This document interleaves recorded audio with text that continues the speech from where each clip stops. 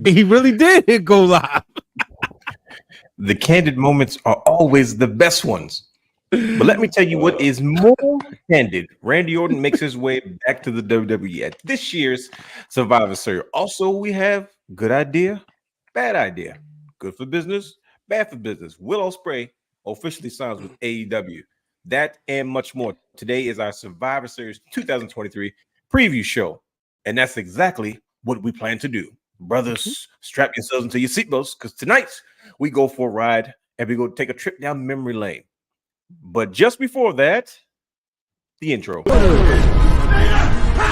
we have a problem. Yes!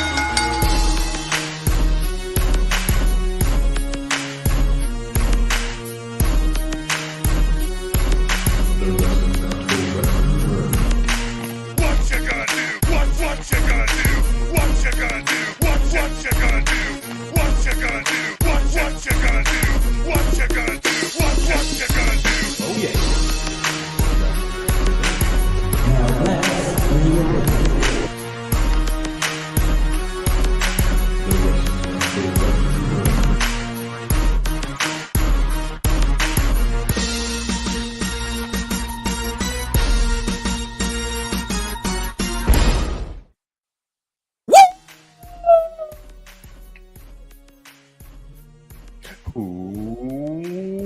Welcome to the Wrestling Wrealm Now podcast, where we take a deeper dive into the world of professional wrestling. Now, you can watch all of our Wrestling Wrealm content anytime on youtube.com/The Wrestling Wrealm. Follow us on all social media platforms, Instagram, Threads, X, and Facebook at Wrestling Wrealm. Like, subscribe, and engage in the conversation with us. You can download all of our audio content on Anchor, Stitcher, Podbean, Pocket Cast, Apple Podcasts, Spotify, and Google Podcasts. Watch us and subscribe to our Twitch channel at The Wrestling Wrealm. I am your host, the realness himself, the real Dwayne Allen. He is your host. Brother Hugh has the third A to A to the S, T to the H to the E, 3 to the R to the D. He is your host, Brandon, the guy, the belt king himself. And he is your host, the one, the only, Hollywood. Brian H. Waters in the building. If you'd like to advertise with the Wrestling Wrealm, you can email us at wrestlingwrealm@gmail.com with the subject line saying advertise. That's right. If you have a business, if you have a program, if you have a project, or you'd like to advertise with the Wrestling Wrealm, please do so. Email us and contact us, at wrestlingwrealm.com, wrestlingwrealm@gmail.com. And remember to put advertise in the subject. So if you have a business, you have a sponsor, we have a few segments that we have openings for. We are now accepting sponsorships for our show. So if you're going to expand your platform as well as ours, by all means, email us at wrestlingwrealm@gmail.com. For all your Wrestling Wrealm apparel and merchandise, head over to wrestlingwrealm.com. That's right. We have added new product. We have slashed prices. Wrestlingwrealm.com is the place you want to be. T-shirts, hoodies, mugs, and more. Shop now at wrestlingwrealm.com. We have a few more t-shirts to add. We got a few more designs, and pretty soon we will be doing live unboxings of our product just to give you all a better bird's eye view of what we have going on here with the Wrestling Wrealm as we kind of grow and expand the brand and just try to get a little bit of merchandise out there, help everybody express their inner wrestling fan in the best way possible. But Sweatshirt, though. Isn't it?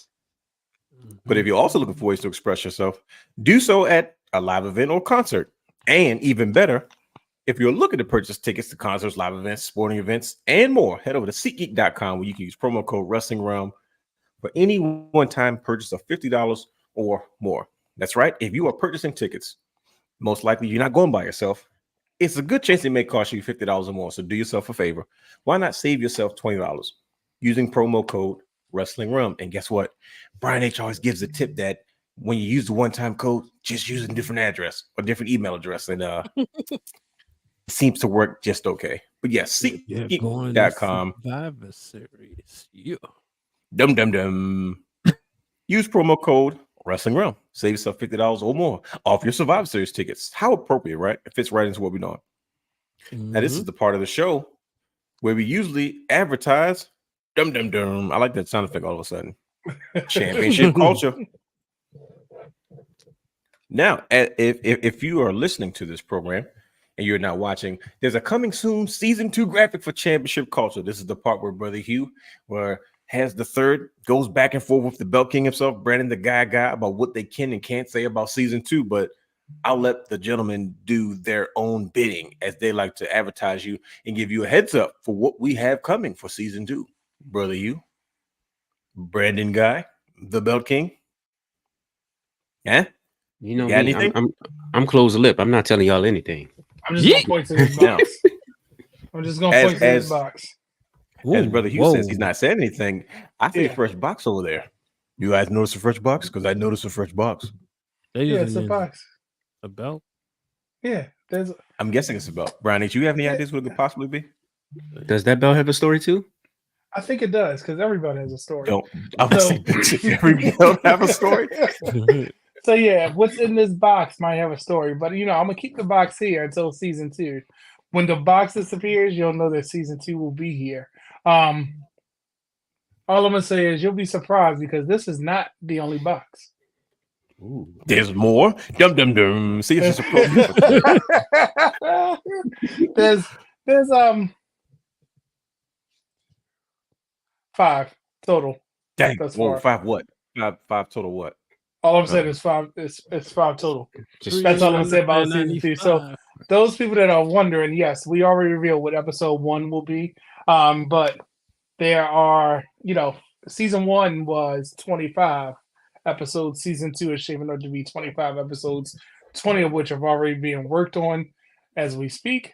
5 are in pre-production because as he does his dance, he's going to have creative freedom, or what do we call that? Collaboration with the man that's doing his dance in the background. But we're just going to keep it at that. 20 episodes are already being worked on. Stay tuned. And if you want to know what's in this box, leave it in the comments and see if you can guess right. If you guess right, you might be able. Let me just be quiet.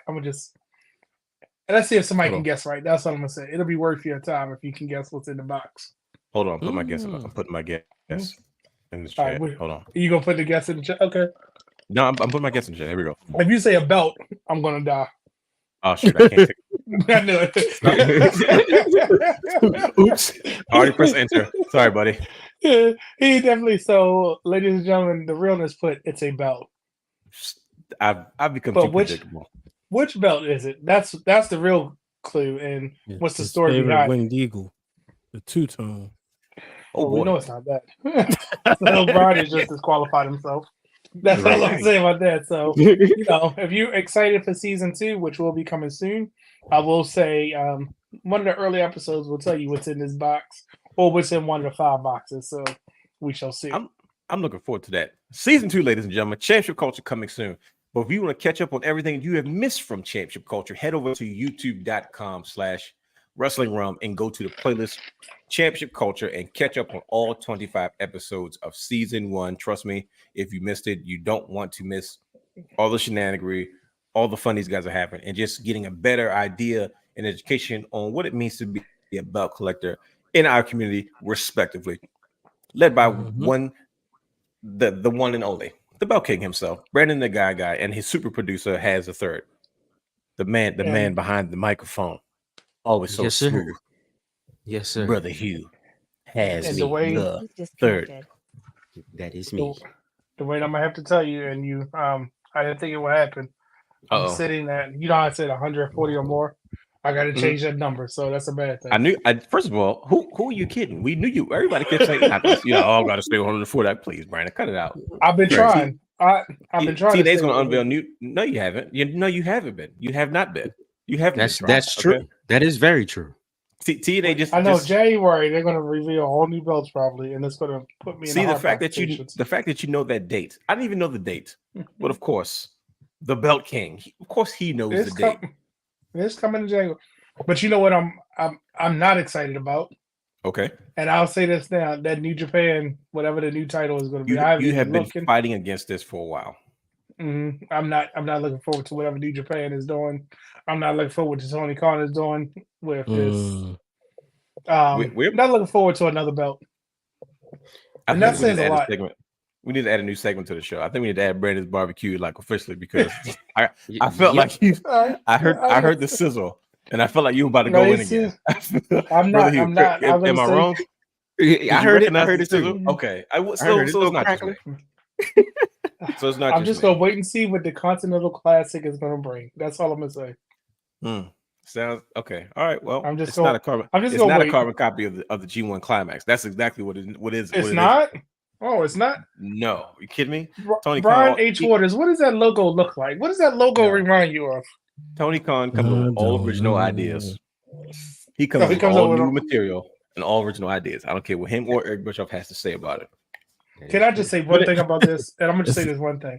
Remember in the TNA days when they were coming out sizzle. with the different match There it stipulations? is. We're like, what is all this? We're like, huh? What? What do you want us to do? We have a battle royal to get into the ring, to fight in the ring, to get the pin, to be eligible to have a match. And we were so confused. That's why I said I'm gonna just wait to see how this plays out. Because TNA in their infancy days did a lot of different type of matches that actually, more or less paid off than less not paid off. So I just don't think that we need another belt, but I'm gonna just keep my mouth shut because when you have 746 belts between two brands, when only 4 shows, yeah, okay. Oh, yeah. And the belts will just hold this while. All right. Yes, back to you, Dwayne. I heard the sizzle. Barbecue has been That's it. served. I said The Ric Flair button has been served. Oh, that's rich. But you know what else is TNA rich? is, AEW has only been around since when? What year? I think we're year 4 or 5, I guess. I can't keep up. 19? 19, right? 2019. Yeah, it's full. Yeah. And we are on our 3rd version of a women's title. Yeah, I'm gonna just keep it at that. Wow. Wait, they got a new belt? You know that's the 3rd version of the women's title. Yes, because the first one was really I skinny. just thought they was just doing a presentation. I didn't know it was a whole new belt. I just thought. No, they I'm was just making saying, videos. like the one that Tony Storm had is the version 3. Like, remember, Sheeta had version 1 and it was 2. a skinny one. Then it was the bigger version of the skinny one. Then they made that All Atlantic That. Women's Championship looking title. Oh shoot! We have to add Yeah. Brandon's barbecue because he just what grinds my gears. He fights it. We're gonna unleash I it. did. 'Cause I Brandon's don't wanna- barbecue. We done Maybe done we it. can get you sponsored by JR's barbecue sauce. It's gotta be man, Old Bay sorry. barbecue sauce. But Old Bay. listen, you know what else is Old Bay. cooking? What's And I'm not talking about The Rock. I'm talking about Survivor Series this year, cooking? gentlemen. Ooh. This is the part of the show where we reminisce a little bit. Right, we get into. We have a very traditional wrestling, now known as a premium live event coming up. But as wrestling fans, we've always adored Survivor Series. Some have been better than others, but we all know where we were when we first kind of got into it. You know what season it was. You smelled turkey, pie, macaroni, cheese in the air. You saw the leaves blow outside. And it was nothing like a good helping of wrestling on your plate to enjoy with. And that's what Survivor Series has been for us. Because, we kind of came up in the middle of it. So, gentlemen, usually we do, what did you watch? But let's ring the bell early and let's just get into some of our favorite Survivor Series moments.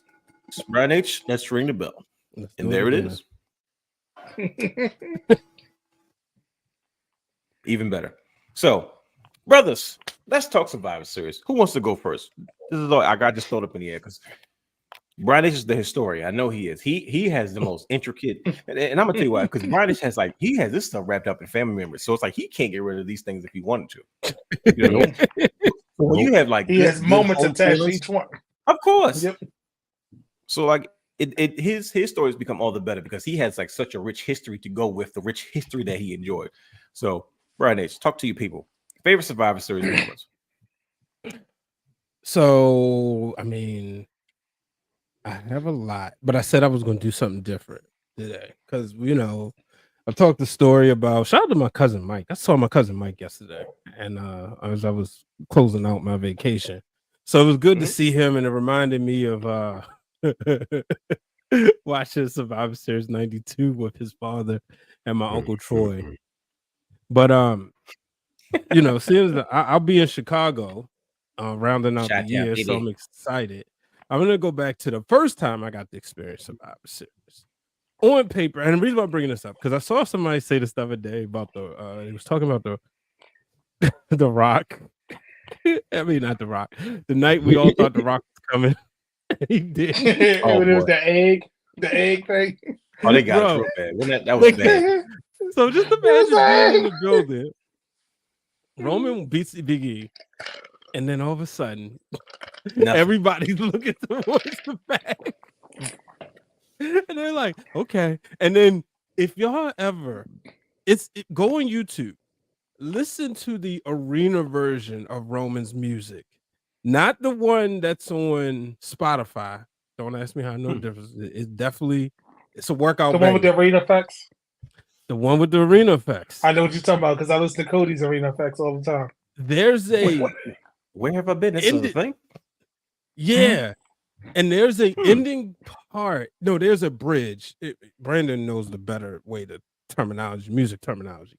But there's a bridge in it where it sounds like it's going to merge. It goes like it kind of like it's like a freeze, and you think it's going to be that freeze if you're smacked like that. Yep. Yeah. We were all it's like before it loops back to the main which color.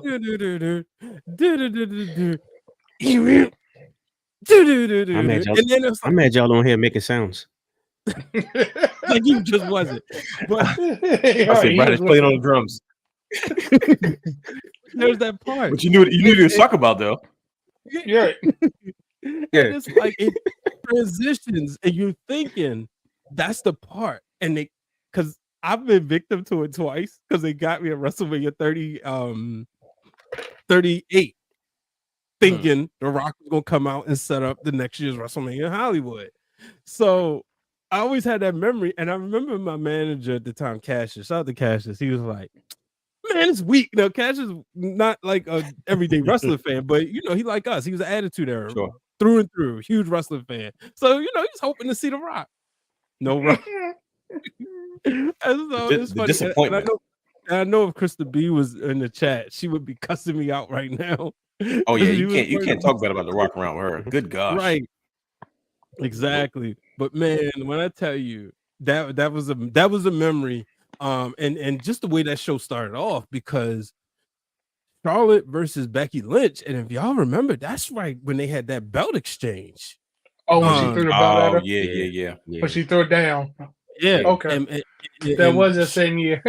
Yeah, and Shoemaker interviewed Charlotte 2 days before. And when I tell you, I'm sitting there, voice recorder, and I got the headphones on, and him and his co-host for that show was produced, like they're talking to her, and it felt tense. And he was like, wait a minute, this is real. It didn't help that I just listened to Becky's interview with Ariel Helwani, where she goes in on Charlotte. So you didn't know going into that night, everybody said, if it's the first match on the card, they're probably, just in case it gets out of hand, you can kind of like cover the rest of the night up.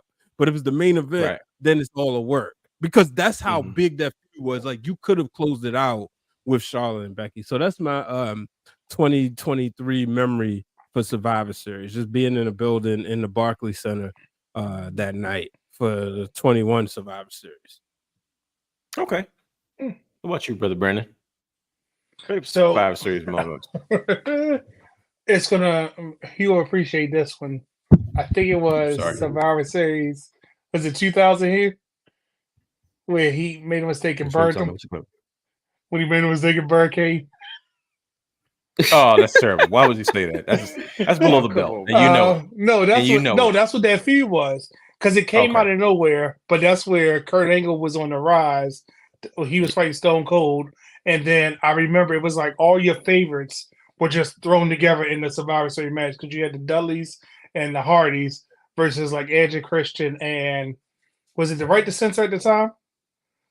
Because I feel like it was the Godfather and what you call it. Probably was, yeah, because Godfather, that was definitely old 2000. He hated that.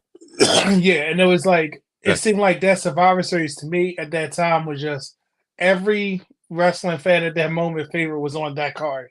And I just remember because they even had like Lita versus oh my god, because she defended the women's title. Was it Ivory? Is that not what Probably.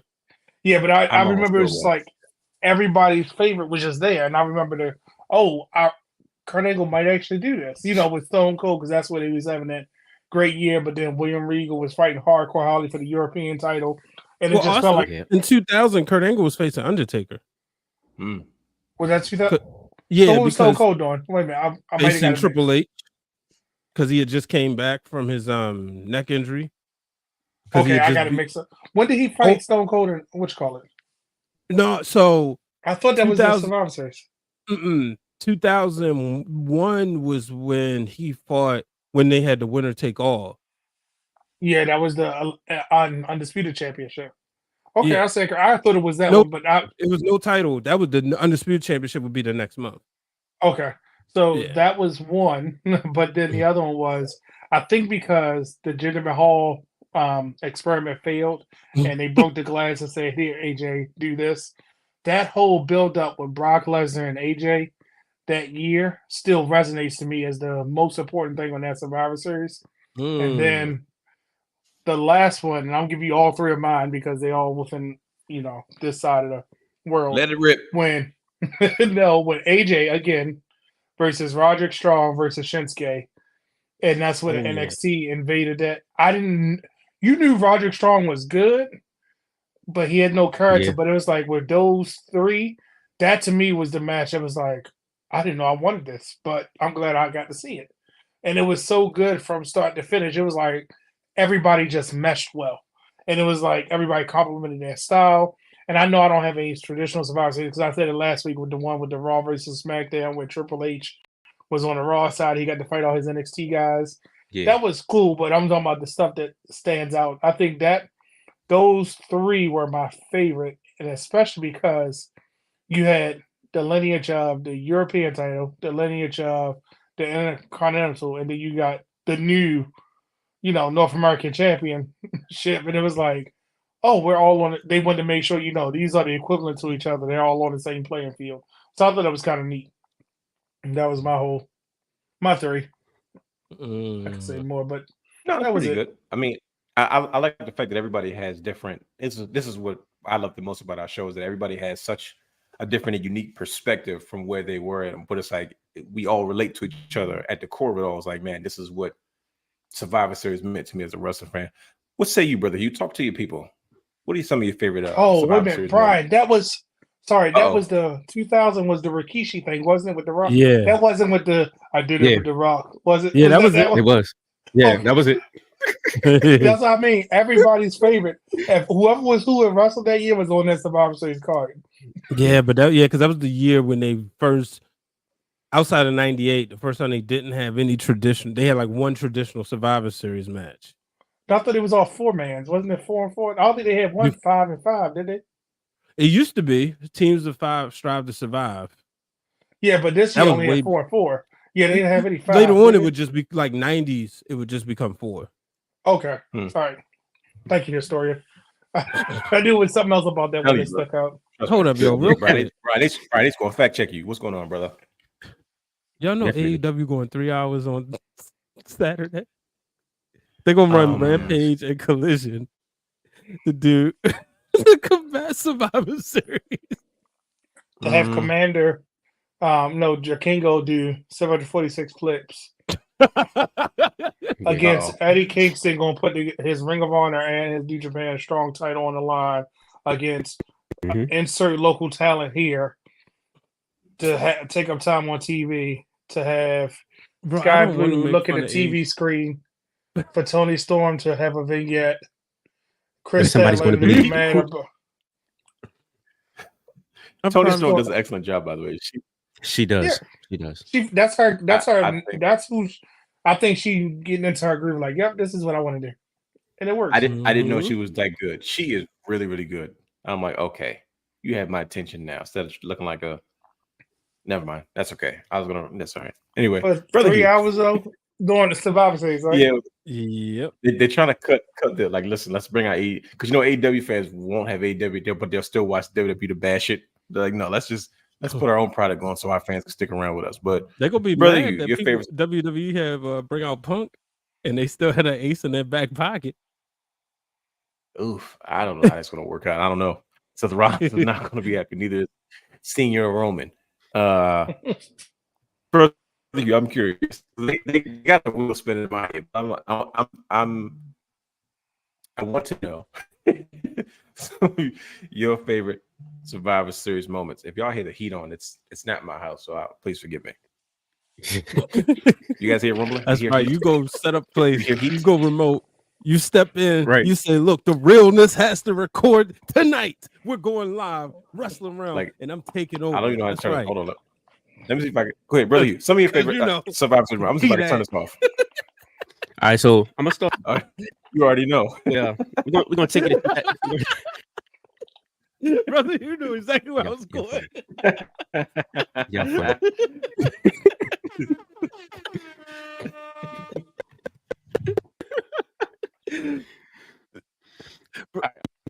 Okay. Yo, 2009. We got remember the triple threat match? Basically, Oh no, Brother Hugh, your mic. Texas and John Cena. All right. It's gone. No, I can hear you. All now. I It heard was did a- John Cena. All I heard was John Cena. Oh, all right. So I was saying Triple H and HBK versus John Cena in a triple threat match. Okay. And I just remember watching it, and of course, you know what happened right at the beginning. That sweet chin music. It just dropped him. He dropped. I just remember watching it. It was just like, oh my gosh, right? Like, what? Are you serious? Did that really happen? And I just remember watching it as I guess what, I kind of a kid, but that's he one was that stuck in my 23. mind. How about a kid? Kind of kid though. Kind of kid. That's not- Look he at was my 23. sexy face though. You know what I'm saying? I still got a He's baby a kid face in though. an That's adult why years. it counts. You know what I'm saying?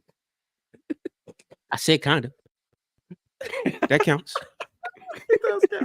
Dude, But then, yeah, we know you couldn't rent a car yet, so you guess you was kind of a kid.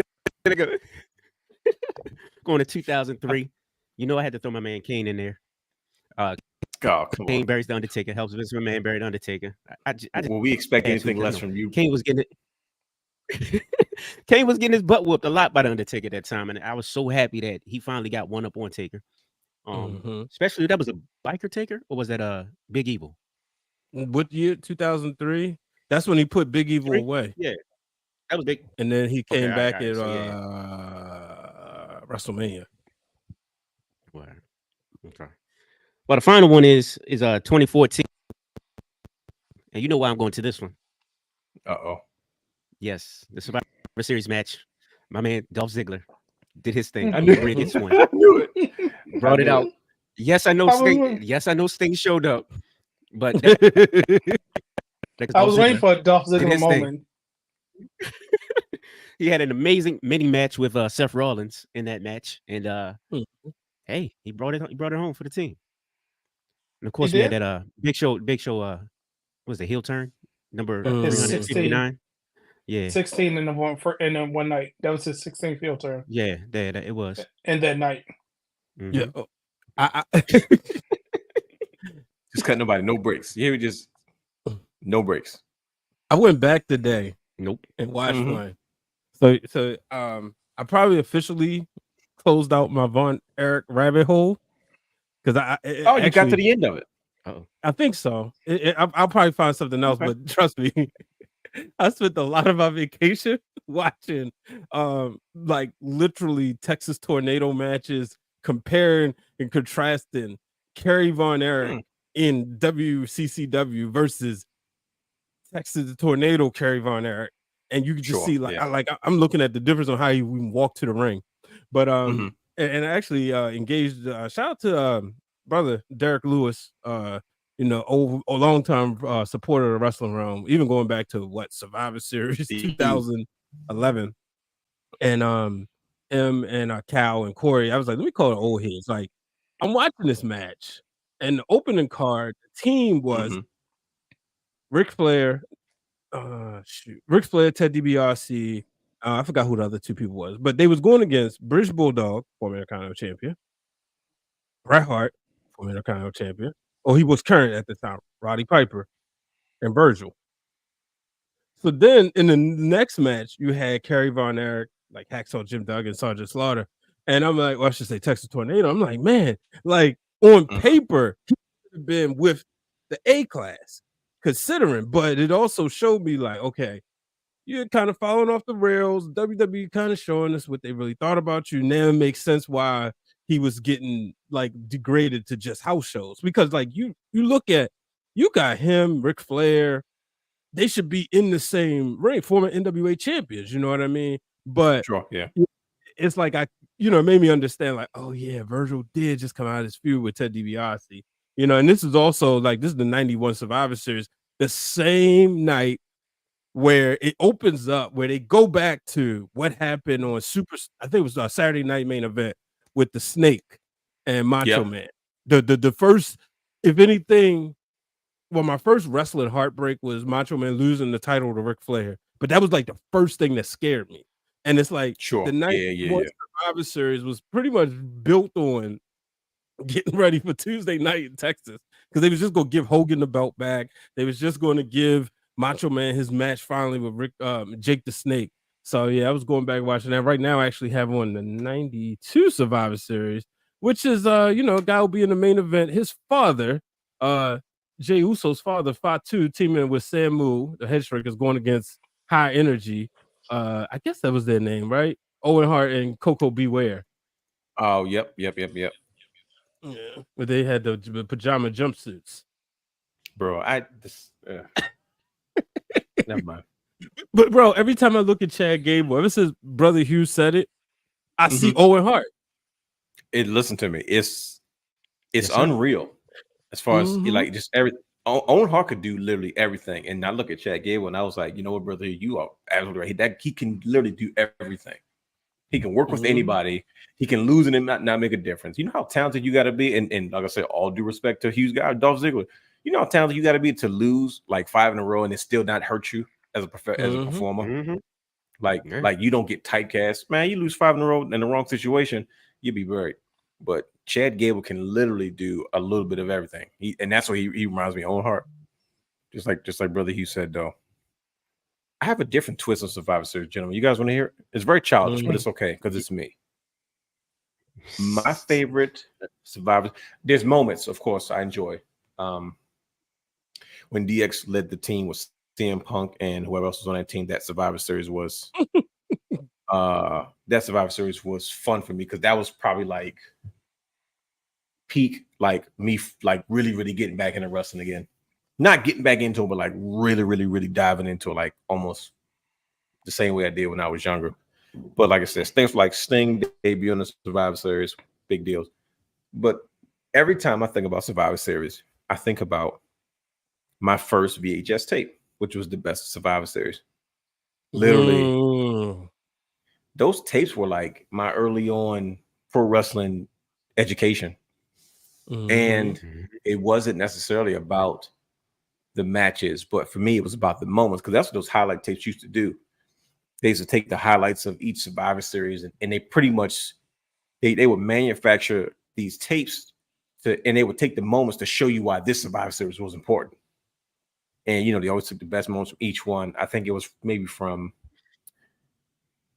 whenever it started to all the way to about 97 or 98. That's usually when the tape got cut off. And I watched that tape over and over and over. And this is before I got the Best of WrestleMania. See, I've rented the Best of WrestleMania, but it was my birthday. My dad wanted to do something nice for me. He took me out.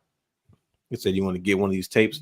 I said, "As a matter of fact, Dad, I do." And it was right there. And I had grabbed the Best of Survivor Series because I knew it was more than one thing on it versus like one pay-per-view with a bunch of matches on it. And man, I fell in this is why I refuse to grow up. Like I'm a Toys R Us kid, and I refuse, because that's great logic right there when you think about it. I mean, that's how I thought, and that's how I think now. I was like, yo, I would literally, me, I would study the back of the box and try to get as much. If half the time it wasn't much on there, but I would study the back of the box. Look, I was disappointed because the match between Shawn Michaels and Psycho Sid was advertised on the back of the box, but it wasn't on the tape. But I got over it. But it went all the way up to the Montreal Screwdrop, not a fun moment for the Hitman, but a monumental moment for the world of professional wrestling. So when I think of Survivor Series, man, it always takes me back to the pureness of why I fell in love with the heck this foolishness all this is. It was because of that moment. Because it's like I just refuse to grow up. I don't have to. And as long as I have those moments, man, that means the world to me. So that's what Survivor Series means to me. It's one of my favorite moments. There's a countless others, don't get me wrong, but that's the one that stands out to most for me. So that's why us fans, we fought for Survivor Series. Thank you. See, that's you wrestling fans understand where I'm coming from. Just to hop in the chat real quick, shout out to Matt Reichel, who says he can finally watch live. Yeet! He says his favorite Survivor Series. Favorite Survivor Series moment. Rock turns heel, becomes the corporate champ. That was I remember, like, so this is my Shotgun Saturday Night days. That was the only way I could get wrestling. I remember being shocked. I'm like, you was just beefing. Yep. You know, and remember, you know, obviously living full kayfabe. I actually think Brother Hugh came to school and was telling me, he's like, yo, the Rock is the champ. I'm like, what? Oh, he won. Like, yeah, but nah, he with Vince though. Like, wait, what? You know, and that was why I asked, was it the right time? And I was like, did they wait too long? Should they have waited longer? Because he was just he kept trying. He kept trying. Yeah. He had shaved his face. I said, why is Mick Foley's face naked? I was pissed. He shaved his goatee. I didn't like chains. I'm telling you. I was child. I did not like chains. Don't switch nothing up. He came out there with a shave. I said, bro, come on, Mick Foley. You kill it with a bow tie on. I was pissed. I thought I used to get mad for the dumbest reasons. And that was one of those dumb reasons. And then, of course, the Rockers. Good gosh, who would have saw him being the bad guy that he was ended up turning to after that moment? Yeah, because he was different than the Nation.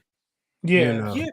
This is when he was Blue Rock, not just go away. It was like, oh my god, why is he talking? You know, and the crazy part is, it's like, to me, that they were trying with that Survivor Series, they tried to like mock or like rehash the Montreal screw job. But the crazy part about that is that the Rock's performance and Mick Foley's performance outshadowed the gimmick of trying to recreate the Montreal Screwdriver. That I was like, bro, that the moment that they put like their performance, I feel like they were creative. It's like, here's what we're gonna do. We're gonna stick it to them. It's gonna work because it's controversial. Rock and before we're like, I hear you, but you live in the past. And they just went out there and they performed the deliveries, the pre-match, during the match, post-match. Nobody even paid attention to the fact that it was like, oh, Vince is trying to redo the Montreal Screwdriver, trying to be funny because they were that good. So. And you know, it's funny because I was just watching St. Valentine's Day Massacre yesterday, and you got Rock and Mick Foley or Mankind, 4 straight pay-per-views plus halftime heat plus a Monday Night Raw, and we didn't care, you know, because and Mankind was prepping the Rock for WrestleMania, you know, and I know like Britt Waters always like that's what if you ask her why Mick Foley's her favorite, that's the reason. Because she was like, he prepared all your favorites to go to the main event. Yep, Rock, Triple H, all, like even Undertaker. I think he revitalized Undertaker's career in a way. You know, think about it. What he was the reason that the Undertaker had to start going darker than he originally went. Like, and you know, it would follow with Kane, but even in the midst of Kane, guess what? He went right back to Mick Foley. Like he had to lead them creatures of the night alone. There you go. And it's like he went to a different depth. And to me, that it helped mold and shape what the Undertaker would eventually become was this multi-faceted version of what he would be. Whereas like everybody was scared of the Undertaker for different reasons in different eras, right? And Mick Foley was always that guy. It's like with Triple H. Remember when Dewey Foley Triple H cut such a crazy promo on Raw that Dewey Foley really got offended and started going off with Triple H on Twitter. He's like, I was like, God dang, like it's working. He's like, my father got you ready, and he was right. It's because he and Triple H said to him, he's like, man, Mick Foley added an edge to you. Like if you went toe to toe with Mick Foley for anything, he was always going to do something to be like, man, if you could survive this sadistic bastard, and if you think I'm lying, he would repeat the same formula again with a guy like Randy Orton. Randy Orton spits in his face, and all of a sudden he goes all Cactus Jack. He did the same thing to Triple H in '97, and then read the same Edge, right? Yeah. Edge. I want to fight Mick Foley. Look, you know what that means? Because you want to get some grit to you. Mick Foley was just that guy. But hey, I don't blame Britt for feeling the way she feels about him. But real quick, dude. And this stat guy Greg brings up his favorite Survivor Series moment, Roman ordering Sammy to go in the ring in War Games last year. Yeah, just that whole Special moment. first of all, Roman had Yeah. a chair. Yeah, True. that's exactly. I said that's when he was sitting True. like, Yo, and he made Sammy and Jay get along. True. no, he made Sammy in charge of Jay. Remember, he's your problem. Wasn't that what he said? Well, yeah, but remember, Jimmy was going to go in. He was going to go in the ring, and he made Jay go. I mean, Sammy. He made them two big. Basically, they had to work together. That's why I was irritated when Sami Zayn wanted to side with Kevin Owens. Like, dude, this dude's going to kick you in the throat. Like, it's going to happen. It hasn't happened yet. It's coming. This is the longest they went without turning on each other. Bro, Yeah, I'm but- not gonna lie to you. I was nervous. Be nervous. It's coming. They're on WrestleMania. different shows now, are they? Well, I don't know. That don't mean It's nothing. coming. That don't mean Yeah. nothing. Listen, I'll take a word for Cody Brian showed up Nation. on SmackDown for what? Why did he get to go to SmackDown? Yeah, why was he there? Yeah. Because you know what he's doing. He's politicking his way to Roman. Mhm. Come on now. You guys know exactly what he's doing. He's politicking his way to Roman. It's that Triple H does. And they're purposely teasing us like, oh, you guys know what Cody's doing, right? Just like the promo he cut up to reveal it was Randy Orton was the guy that was returning. I said, oh, how clever is he? Ooh, we have a legacy together. He's an Right. apex Yeah, predator. yeah, he was clever. I said, oh, But he was I like, said, oh, this is clever. You said Whose everything but side this. is he You could on? have just did this. Like I said, oh, we're gonna give him everything. I was still trying to figure it out after Cody said all that talking. I wonder who could he be talking about. Bro, I had and to Google who was the apex predator. he said I had to Google. He said like Arn Anderson. Man, what the heck, man? I had to Google. And I think the funny part about that whole situation is that nobody trusts Randy Orton. Everybody's like, all right, how long after the match is over? He's He's gonna RKO everybody and walk out. Randy Orton is. I'm gonna tell you right. I'm calling him right now. I'm saying it. I'm saying it right now. And I'm not gonna make it seem like I'm the first person to think this. Everybody, but I'm going to say it publicly. Randy Orton is going to be Cody Rhodes' last mountain to climb. He's got to defeat his mentor. Yep. He's the final But wait, boss. I got before one better for you. final boss. Nobody's gonna tag in Randy the whole time. They all gonna be scared that he gonna RKO him. no, remember it's a countdown. Yeah. Oh, it's War Games. Yeah. Oh, so Come on, say it right. Say it right now. Games. It's War War Games. Games. War I Games. can't even do it. Shout can't out even to do it Adam right. Pierce. He definitely. He I nailed can say it. who does Turned it up, better? didn't he? Who does it better? He got him a or, character now. Regal? Regal got does Regal. it better, but Adam Pierce got up there. Like, Yeah. Adam got his showed own up, version. He got his own Yeah. version now. You know, they're just different. You know. Don't worry, But we'll yeah, get Regal in and I- January. yeah, it's coming 24. Well, we And got, I like got how- January. Like William Regal always screams it because that's his thing. But I like how they made it seem like Adam Pierce was pissed and he turned into Regal, like he morphed like he was the Hulk. There He you go, channeled Brand. his, he channeled his inner Regal. Do I want? That's his brother. You're gonna get You wanna play more. games? Like, and then starts doing like this, all in the camera. Angry face. All angry face. Man. Oh, hey, this Look, is my I'm angry telling face. you. But like you talk about Randy Orton, he gonna leave everybody laid out, and Damian Priest pick up the pieces. Okay, Pick up listen. the We're, pieces. Oh, because what you call it is in the match. about- I forgot. He is in we're the about match. to get Seth is in into we're about to get in Survivor Series, and this is I can see where this is gonna go. But we got to get this part out the way first. We gotta go our newest segment, sponsored by nobody just shit, but the sponsor. Are we gonna talk Lupe? Contact us at Wrestling Wrealm at I mean, I do know What you there's a Black Friday sale. There is a Black Friday sale. Yeah, There's you know, a lot. TRDAbrand.com. Oh yes, 11 24 23. TRDA pullover hoodies will be available. Dum dum dum. That's also my Yeah. mother's birthday. Look at that. I'm sorry. What was Celebration the website, Dorian? I couldn't hear you. Okay, let me say it louder for the people in the back. Yeah. TRDAbrand.com. Take respect and defy adversity. Live your truth. Or but the you can real also wear Dwayne it. Allen, if they want to remember it that way. That's a coincidence. I have no idea what I that's know.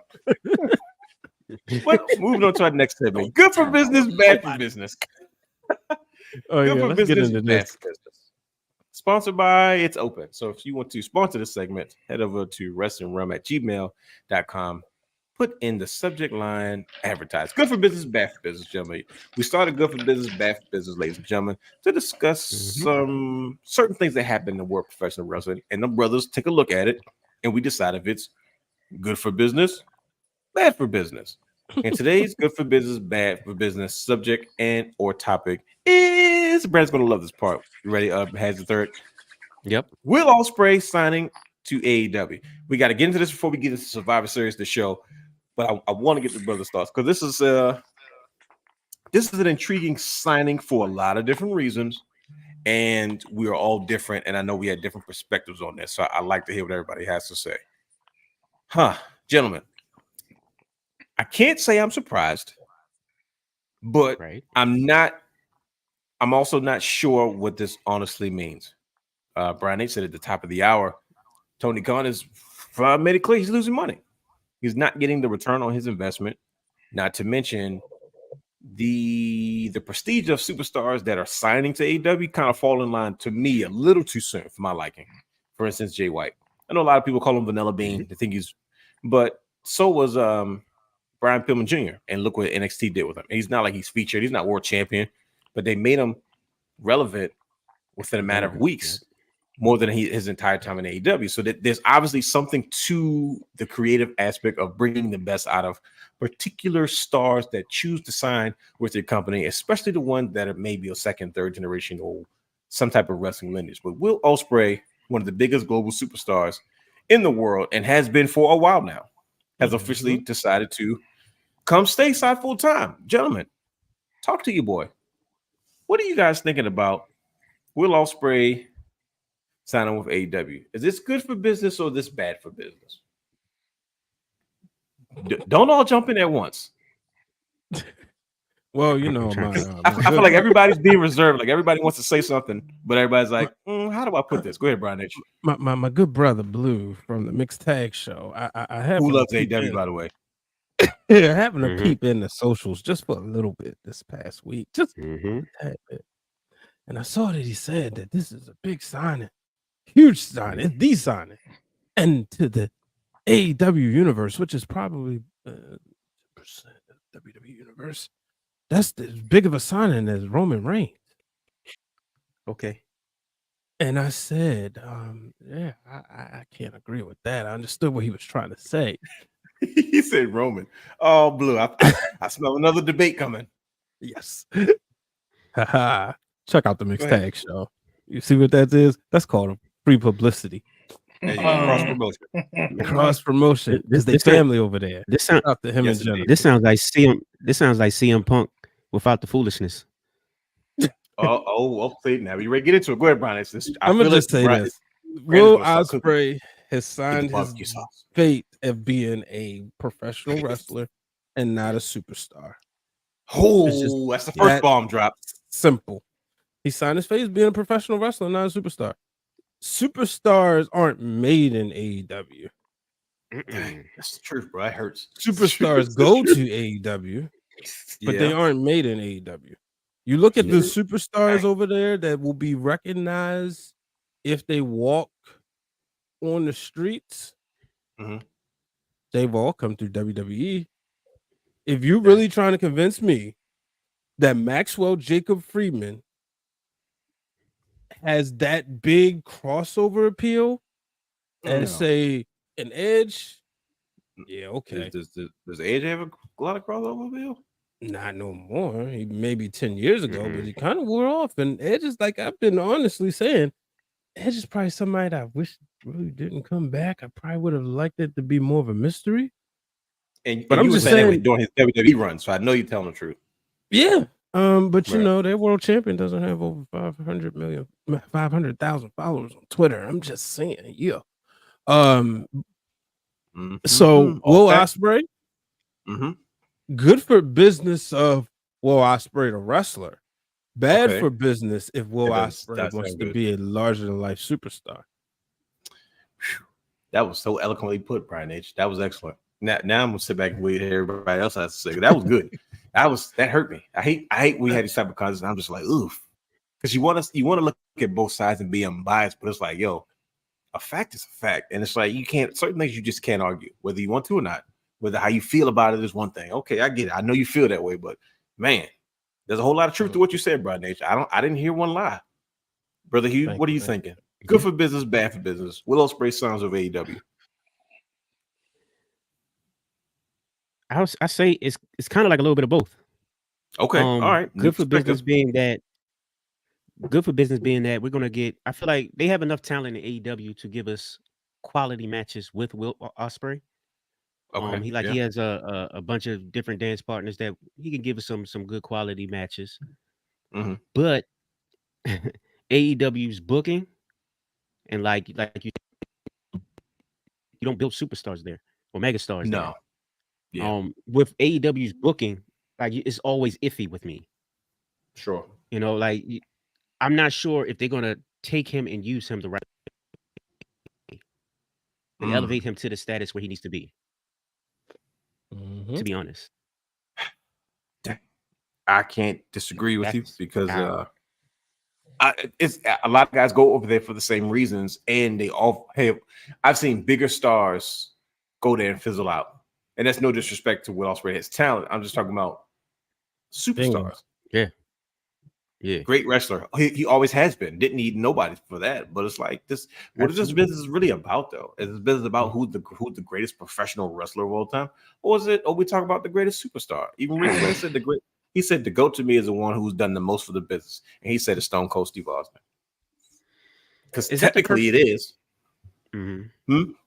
I was about to say, is that the best fit for him though? This is what we're having this discussion because he would have really fit in WWE. See, I don't see this. This is where I don't know.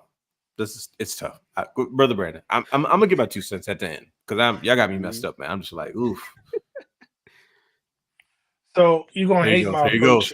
You're gonna hate it. Go ahead. But let me address what Hugh said first. I think in Triple H's WWE, there's a place for every wrestler that wants to wrestle and be a superstar. You got to understand both.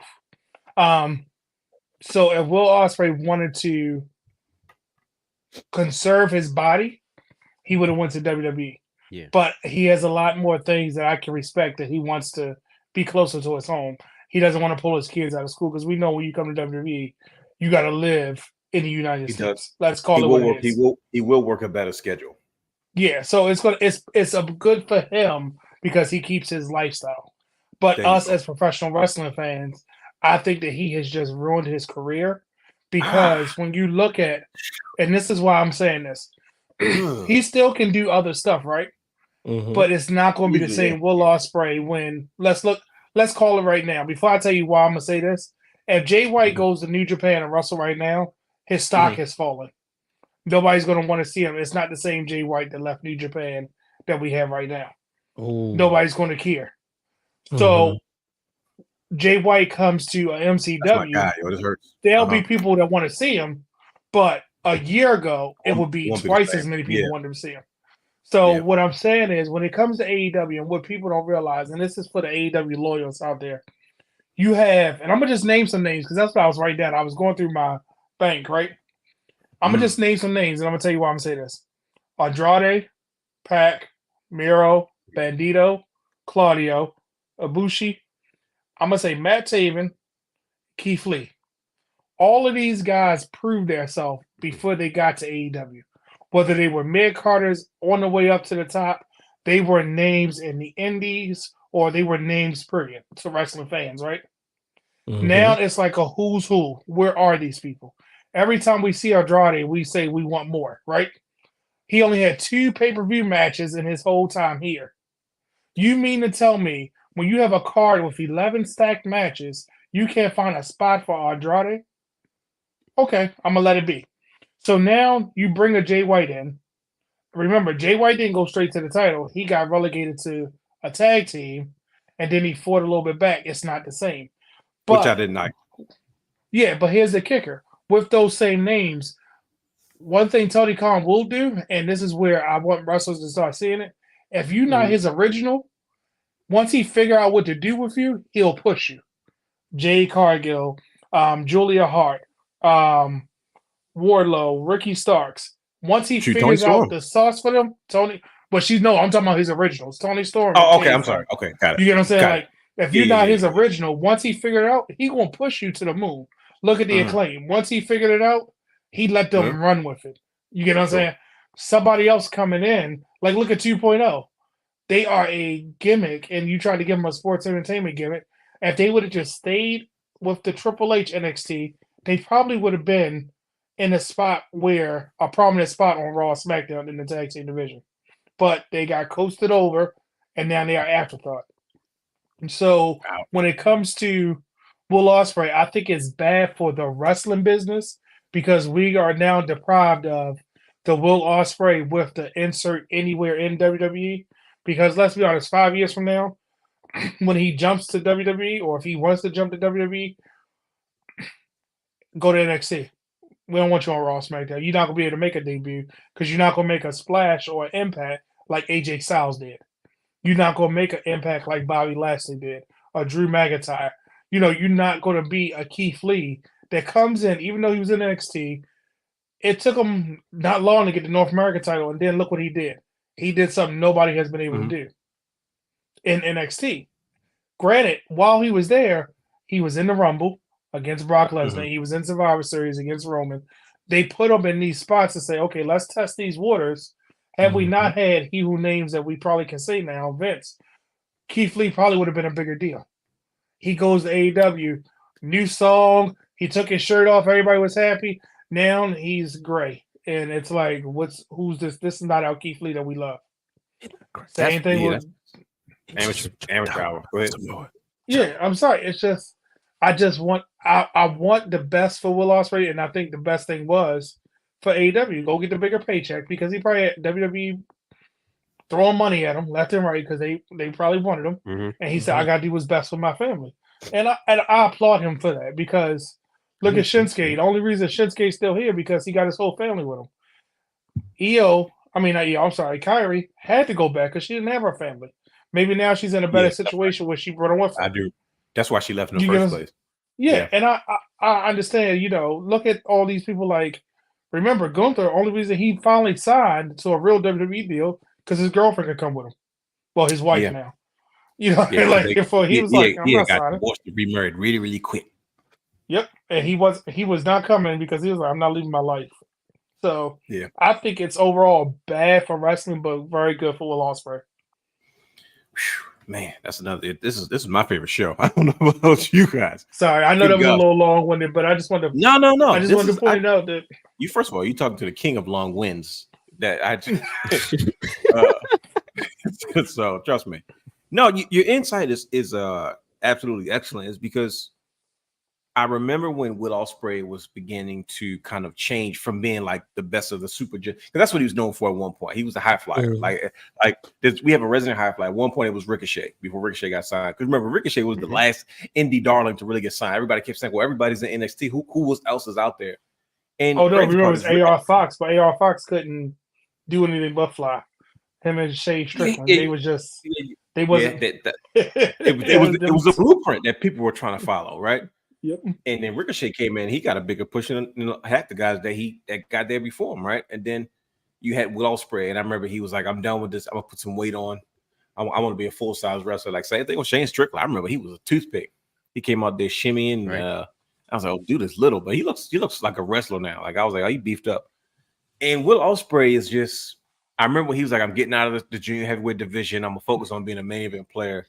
And everybody has this. There's a mold that AJ Styles put into place, which I call the global superstar. And I call it the global superstar is because this is somebody that says, okay, I'm not going to stay stateside. I'm going to go to New Japan or elsewhere overseas and make that big of a name for myself, where it's like, I'm that good that I'm not on anybody's mainstream program, but everybody wants to know what the heck I'm doing. Like AJ, to me, he brought that back. I don't know. It may have been done before. And I'll give you an example. You know who was the king of it? The emperor of that? It was Bruiser Brody. He's the most talked about professional wrestler that was never with a major company. That everyone talks about Bruiser Brody so much, and he was never a WWE guy, never a WCW guy. And you didn't see a lot of that. You know what I mean? And AJ Styles, to me, brought that back. and he created a new lane for guys to say, okay, well, you don't got to go to TNA Impact. This is pre AEW. You can do Ring of Honor. You can do all these other things. Hit these rabid global indie spots, right? Like not just independents locally, but like globally around the world, and be a world champion and be a world superstar. And you saw Kenny Omega do the same thing. He took it to a different level, and then you even saw Drew McIntyre leave and take that same route. You saw Jay White attempt to do it, but I just think Jay White ran out of dance partners too early. Oh, and yeah. then you know here's what I mean? something Like, else mhm. No, No, here's go ahead. something Yeah. else that we forgot. When it comes to AEW, Mhm. I think the reason we're having this discussion because Tony Khan has deflated himself. Like anytime he says, "I got an announcement," You know what this it is is. my announcement. It's like, okay, we'll show you. Like you made What an announcement to you say doing we're gonna sell now? tickets, right? And it's like, so you kind of took Hot the luster from that too. And we know Mhm. this man still got New Japan dates, and he said, "What he said? Oh yeah, I'm signing. I just got to finish up some stuff, then I'll be here." Why rush? Why be a ratings grab? Why do all the stuff that you said you wasn't going to do, but now you're doing it? But the crazy part is, if you notice it, we're in the minority as far as the pro wrestling audience is because the pro wrestling audience was what used to fill up the arenas for AEW, and now they're not there anymore. I repeat myself over and over again. Think of at WCW's worst days, they were still selling out arenas. Kevin Nash should tell you, like, yo, we were getting killed in the race, but we were still selling out arenas though. They In their always had a worst packed days, house. I'm They talking always about had a packed house. freaking Mike Awesome and Shane Douglas and Terry Funk and Elix Skipper, like all these WCW guys that you don't remember. And they were selling out shows still. They were still packing out. As long as Kevin Nash was in the marquee, Ric Flair might show up, Hogan, Jeff Jarrett, whatever. They were still selling out arenas at their worst. At their worst. So you have an AEW, and that was the proud pro wrestling fans product. Where are those fans now? I wouldn't cater to wrestling fans either because they're fickle, like Daniel Bryan used to always say. So now it's like, all right, you sign Will Ospreay. You say, okay, he's a pro wrestling fans wrestler, but it's just like, where are we like going with this? I like the idea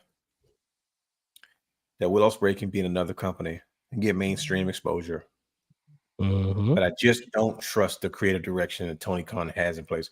Hot shot booking, he gonna give us a hot main event. We're gonna get a cool 3 or 4.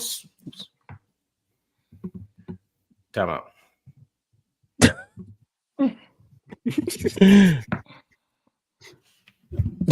And to your point, look, we're gonna get 3 or 4 matches. That's 3 going or to be 4 5-star, and then they're we're going to be amazing. And then that's it. They're going to be amazing. They're going to be amazing matches, and that's it. They're not going to go anywhere. It's not going to lead to anything. It's not going to have me guessing from week to week. You know what I mean? He's like not it's going not to going to bring the me title. I was done with Daniel Bryan AEW after he faced Kenny Omega. I said I'm good. That's all I wanted. I said that everything else is icing on the cake. Then they did it again. Oh, this is great. I don't need anything. I didn't have to follow his career anymore in AEW. I just watched him because I liked him. It's my guy, favorite wrestler. Like, it was no real reason, and I'm afraid for Will Ospreay. I think he's as much as Brandon doesn't think he's a good promo guy. I think he's come a long way. I like his delivery. Brandon's not convinced by it. He's like, oh, it's corny. I'm like, nah, he's got a deep tone to it, and he's got a very brawly type feel to it. But I'm always second guessing myself and I'm saying to myself, imagine what Shawn Michaels could have did with him. Imagine what Triple H could have done. I said the same thing about Jay White now. First, I was like, well, I'm happy Jay White could go AEW, spread his wings, and be a star. But he's running around with Juice Robinson. I'm like, wait a minute. They're a tag team? This is a former IWGP World Champion, and he just comes in and just fits in. And then at the last minute, you want to put him in the main event feud with everybody else. I'm sorry, Grand Slam champion in New Japan. He was one of the one of the top dogs. One of the few Grand Slam champions, I think. That's true. It's especially as a foreigner, whether you find the term gaijin offensive or not offensive when it comes to, Japanese reference of American professional wrestlers, it's a big deal. He's not American. He's just, it's a big deal. And I didn't get that. And I'm like, man, hear what you guys had to say. I'm just deflated. I don't even want to talk about it anymore because I'm nervous now. It's the you know what I'm going to say. You know what I'm going to say though, brothers. You know the positive part about this, right? Who knows what the positive part is? At least we get an action figure out of it. We get a Will. Right. So I can. I'm glad. I'm glad that works for you. I'm telling you, because guess what? Because I can take him and I can book the matches how I want to book. The same way Tony Khan books his matches, I can do the same thing too. I grab the figure and say, no, I just want Tony Khan to just WWE out here slinging belts like they candy in a store. You can't get a regularly priced belt, or you can't even get a.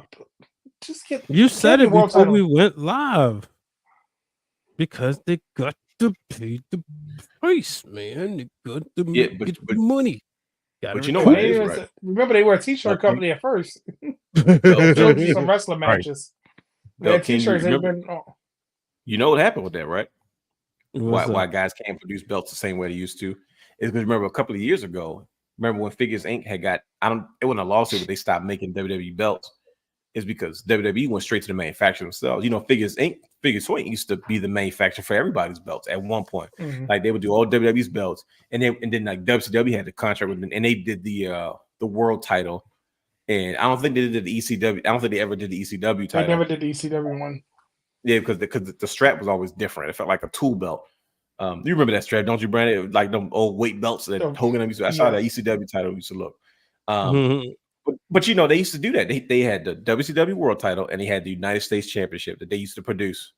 But then after a while, it was some issues, and WWE said, "Well, screw that. I'm going to the source." They went straight to the belt manufacturer stuff. And Figures Toy, it was like high and dry. Because if there was anything you went there for, you went there for the championships. That was their biggest claim to fame. We've all had the wrestling magazines with the merchandise, and it was always a fat belt stuff. It was all $1.99. The good old days. So it's like you know. You're not gonna get replicas anymore because who's gonna manufacture them? The top ones that do it are like, nope, we got exclusive contract with WWE. They might have to go to the factory. They might not even be a separate company anymore. They just said, no, we're in charge of belts now. Think about it. Nick Khan is signing contracts with the NFL. Now he's trying to get the Big 12. Like you know, they got NILs and college now. Championship belt. Look, he guaranteed a championship belt. He's gonna get that MLB contract in time for the Orioles to win the World Series next year. He's gonna have with all the leagues. Look, he's gonna have with all the leagues. Let's talk about it. You think Khan's not going after that? Nick Khan is not, man. Please, he's like, man, this is working. Fans love these. And like we talked about it. I don't know if we talked about it on here, but or in the conversation, we said, yo, they probably looked out in the audience and realized how many people will bring wrestling belts to these games. Yep. My kids' teammate, the NFL team, bro. The guy's a former sports agent. So like, broadcast agent. He used to be Ariel Helwani's agent. Oh, okay. Really? There you go. So he's like almost like an entertainment lawyer. Like he knows what he's looking for. So he's in the. It's not like he's not detached from what's going on. Exactly. But and you know who his sister is? No, who's his sister? Who's his sister? She one of the producers of Young Rock. Holy crap! I mean, Nick Khan, The Rock, and the sister, they like grew up together. That's why everybody was making a joke that like that was the dagger, the AEW or something like that. Okay. Like he always had The Rock in his back pocket. Yeah, if you look on the credits, you see the last name. I don't know her first name because but I remember they saying that, and I was like, oh, okay. Hey, shout out to AO from the Ringside Club just tapping in. They just went off the air. And he just joined us. So make it real wrestling fans, man. Get off your show and go check out somebody. That's what I'm talking about. Mm-hmm. Good like the football players get off the field and play Madden. Right. Yeah. Right back to one football, go to the next. Like when me and Brother Hugh was covering the Orioles and we see Manny Machado look up at like two rival teams and like, man, what's up with these? Wow. Yep. Those days. Yeah, but man. Good for business, bad for business. We will see. I think I agree with you guys. It is good for business. Yeah. Mm-hmm. We got people still coming in. Shout out to you all. Yeah. Mm-hmm. Oh, shout out to Brother Raj. I don't know if we shout to him. Shout out to Hussein Terrell. Uncle Raj. Yeah, so shout out to people coming in. We bringing in Thanksgiving. It's almost that time. We provide the late night foods for people that's still hanging up. Yeah, happy Thanksgiving. He was excited. He was kind of quiet. He don't even get you going. He already got his Dolph piece out. Hey, bro. Look at his background though. We can't ignore his background. He adds something every week. We're gonna just ignore it. I was about to say it's gonna be fire every week. I don't even try no other. I'm not doing it. You got a winged eagle now. It's been there. It's been there. It's been there for like 2 months. All right. I couldn't see it. It's the lighting. He relit the room. Yeah, Yeah. he definitely released the room though, because you see the shine and you see the shirts. And you see, he likes red, black, and white. That's like his thing. Like Can't go wrong with it. And then add a little No, gray in there. see, You see the gray. nah, because it usually Yep. be black and yellow. It usually be black and yellow, but when he started liking the Ravens quarterback, that's when he decided to change. 'Cause wait a minute, he but was- this man had yellow Yeah, Joe pants when we Flacco. went to Monday Night Raw. By the way, yeah, that's Definitely I was did. like- Like, yellow. he had. Come on, man, listen, no, he that had is- his first day of school outfit on. When I picked him up for Monday Night Raw, I said, "This man look like." brother. and You he had was like, Tessa "I've been seeing Blanchard this." breaking her neck over his shoe game back in the WSU days. That is I true. see. I was about to make a comment, and self-control Oh boy. took a hold of my body and said, "Chill," because I was about to say something like, "Oh, really?" She like, nope. It's like, nope. She's got enough heat as it is, and I'm not even going there. Nope, that's in bad I'm taste. not gonna add no fuel to that flame. Worst No, Realm wrestler yeah, I've after ever dark. worked with. Realm after dark. There you go. Because I was about to say, I'm fighting it now. Anyways, Survivor Series, brothers. This is first of all, this has been a fun night. I appreciate you guys. Shout out to everybody. Like I said, this is late night. Everybody's got nothing to do, want to kick back and have some fun with us, man. This is what I love about what we do in our community. But let's talk about Survivor Series this year. Mhm. There's a number of matches. I don't think we need to get into everything, because the show's going to speak for itself, right? But there's a handful of things we probably need to address. First thing we're going to address is how long before Randy Orton RKO's everybody? No, he got to. He's not going to be Randy Orton if he comes back to a Hero's Welcome and then just beats everybody up. It has to happen. Oh, who's the order he's gonna RKO? I think Dominic Mysterio gonna get it first. Of course. That's No, about right. it's not. It's JD McDonough. He's X-Pac. He's got to take all the bumps. Oh, No, X-Pac. That's why. Really, that's why they added him to the group. They said, "Oh, he sounds like a boss. He's got to take all the hits. They gave a leather jacket saying "Welcome to the Ginger Day." He's got to take all the bumps." What do you guys hope to get out of this matchup, the Survivor Series matchup in all series? Yes, let's start there. Let's start with the brothers. We have Cody Rhodes, Seth Rollins, Randy Orton, Sami Zayn, main event Jey Uso versus pretty much the Judgment Day. Finn Balor, Dominic Mysterio, Drew McIntyre, Damian Priest, and JD McDonough. Excuse me, Brian. That you made some comments earlier, and I'm curious to see if they come to fruition. Damian Priest had enough. I mean, telling everybody he's the guy. He's not the guy like Brandon the guy, but he's claiming to be the. Yeah, and TJ says it best. If Randy Orton comes back with an 09 shaped head, everybody's in danger. Bro, I hated psychopath, demented Randy Orton, bald headed. Oh, it was the worst. I'm like, bro, you just grow your hair back, bro. Man, But there he is. Yeah. He was dangerous, though. TJ's right. Randy Orton was absolutely dangerous. Yeah, the whole run for about 3 or 4 years like that. He did. Nah, but no, I definitely what I hope to get is Damian Priest cashing in, picking up the pieces, and then kind of there being some dissemination. Yeah, Is usually this the main event though, Brian? Is this the main event? Yeah, the Okay. heels usually win most of the war games, with the exception of a few.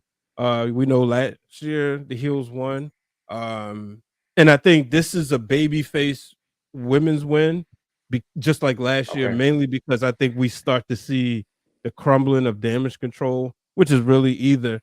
I think everybody's seeing Bailey getting kicked out, but it could be Dakota. I'm saying Kai. Kabuki Warriors. Could Dakota been talking a lot lately? You notice that? I think Dakota Kai can become a mega baby face. She been talking a lot lately. I'm like, they giving her a mic. Really? You Wanted think? to Oh show yeah, her she probably She gets jumped. She been If she gets talking a jumped by lot. them Japanese girls. First of all, we talk about this all the time. Brother Brandon. First of all, Brother Brandon, Brother Hugh, and Brother Brian H. Waters. You all know. First of all, you guys have worked. Most people don't know this, and I don't mean to put your business in the streets, but you guys have literally worked in professional wrestling. You have worked for organizations. You have worked with women's locker rooms. Like you've seen things. You've seen all the red tape. You've seen the ups and the downs. You all know for a fact if they didn't hold back, they could destroy. They could chop Dakota Kai in half. I'm not trying to be racist or funny, I literally mean what I I'm know saying. exactly what you're saying. So I was like, Yep. I was like, her Yeah. be the babyface. I said, think about it. If Io Sky and Kyrie Zane and Asuka just beat her down, she'll be the biggest. She'll be the biggest face on Monday Night Raw because they are violent, and I don't care what anybody. Kyrie Zane came back because she wanted to work a lighter style. Like WWE's the. You remember everybody said, schedule's too hard. WWE's the lighter style now. Whew. It's not New Japan Strong. But wait a minute, did y'all see this comment? Wait a minute, before we go, did y'all see this comment? Cody ain't That my might daddy, be man. true. Leaves like 45 No, it minutes might for be smiling. true. Yeah. But now here's the thing, though, Ayo. I could see Cody losing this because he's rewriting. You know, he's kind of doing things different in his way. I could see him losing this one, but I mean, I don't see him taking a pin. Obviously, you got the men's graphic. If I had it's on to hold make on. it, okay, yeah. If I had to No. make a guess on who takes the pin, No, he said men's, not men's. this There one. we Oh, go. my fault. But Men's. yeah. Oops. Oh, yeah, My we bad. Went too soon. Let's hit the men's. Yeah, shoot, this is tough. You know, JD McDonough's taking the free or Dominic, the young boys. So you think? I think Sammy's going to take the pin. No, yeah. Sammy. If the heels win, I think it's Sammy. no. But if the baby, no. I changed my mind. Go ahead. I'm sorry. Go ahead. yeah, but if the baby face, either way, I think Priest is coming out, right? I think baby faces can win. Judgment Day finally realized, hey, everybody go out celebrate. Judgment Day finally realized they can outnumber Seth Rollins, beat the mess out of him. Seth Rollins is coming out hurt, regardless, right? And they keep talking about this back injury. Jay Uso said, "Look, man, you don't need to be in the advantage match. I need to be in it. We need you 100%." The injury angle, so that way it doesn't look bad when he loses. Yeah, so that's what I think. And then the Money in the Bank is a safe way to do it. And now I think it's not gonna happen because I want it so bad. But overall, I think that's the way it goes. But I definitely think because either way it's dissemination, right? Like it's kind of hard to see Orton coming back and not getting that win. But I also like erase the old WWE memory and embrace this new one, this new recipes they've been giving me. So that's the reason why I'm gonna stick with Judgment Day and Drew winning, and then Damian Priest getting the win, and then him kind of owing Drew McIntyre favor. There we go. Boom. I think Sammy takes the pin. Nope, I don't got to say takes the pin off of Sammy takes the pin off of a blind tag, and that's how somebody blind tag. He think he about to do it, and then he takes the pin. All of them stand in the ring. Randy RKO's everybody and just walks out. Brother Hugh, you got one? Because I got one. I'm gonna let you go first. Yes, sir. This is tough, man.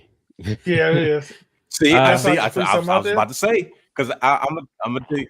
Okay, listen, brother Hugh, you think about it. I'm gonna give you my situation. I agree with Judgment Day winning. I got Cody taking a pin. It's because when it's time to win, Randy Orton's going to RKO him and we just walk out because he don't care about anything. He hears voices in his head. I got that. See, that is true. Here's where Cody called him. You could have him. You could have Randy Orton walk out on the team. Yeah, but see that's the whole point though. Have Randy Orton RKO him, walk out. So that way it leaves like okay. We need an explanation. Got to come back on Monday Night Raw. Of course, they're going to advertise it. Cody's going to speak for the first time since 48 hours ago when he lost. You know what I mean? So there's going to be a curiosity that's there. I called the Viper back, and he did exactly what he normally does. Get out here, Randy. I'm going to fight you right now. That's not. You know, he starts getting fired up. Oh, and the dream is going to stay alive. You know how he starts getting all riled up and starts getting fired up. But we had it's just one more obstacle I need to go through. A man's fighting chance always lies in his heart. My father, he starts getting all teary-eyed. I am the grandson of a plumber. I will finish the story. He starts cutting his semi Cody Dusty. I'm telling you, Randy Orton is the last boss before the big boss. And I don't know. I like what Brad said. I just like Cody taking. I like Cody taking the pin after RKO's. RKO's Cody Rhodes, leaving everybody confused, like, oh shoot. And probably you want to. Oh. So that's what I like. But I know we talked about a few other things, but I'm going with the Judgment Day. You go on with this, who? man. Judgment Day. Can you hear me? that's just you hot right now, man. Yeah, go ahead. I'm sorry. Yeah, I'm you gonna good. go, I'm gonna go with Judgment Day because I do think there's gonna be a cash in or attempt to cash in, but overall, I see Randy hitting the RKO on Jey Uso, and he's taking the pin. Jey Uso's taking the pin. Because you got to play off of his facial expressions. This is Jey Uso I'm talking about. You got to play off of that storyline and those facial expressions that he had at the end of Raw. Oh, is that their Rumble match to keep them both out of the Rumble? That could be it. And that's also a filler for Jay and Jimmy. Until you get to Mania. There you go. Or does Jay interfere and super kick him so he can finish the match? I was thinking Jimmy could come. See this twist. Yeah, he going, and that's how he gets distracted. What's Jimmy's purpose? What is he trying to accomplish? Who's getting above himself? We ain't forget. And remember, a lot of programs. That's good. Brett and Owen.